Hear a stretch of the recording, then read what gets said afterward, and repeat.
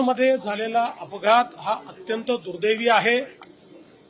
त्या ठिकाणी जे काम चाललेलं होतं त्याच्यामध्ये स्लॅब पडला, त्याच्यामध्ये दुर्दैवी मृत्यू देखील झालेला आहे।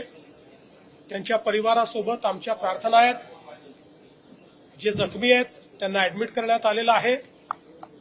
त्यांची सगळी काळजी ही त्या ठिकाणी MMRDAच्या माध्यमातून आणि राज्य सरकारच्या माध्यमातून घेतली जाईल।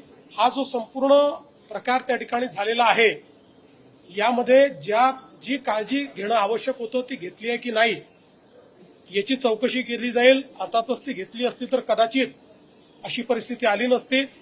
याला कोण जबाबदार आहे त्यांच्यावरही कारवाई केली जाईल आणि तात्काळ जिथे जिथे काम चाललेलं आहे तिथलं सेफ्टी ऑडिट करून त्या ठिकाणी अशी घटना घडणार नाही या प्रकारचा प्रयत्न केला जाईल।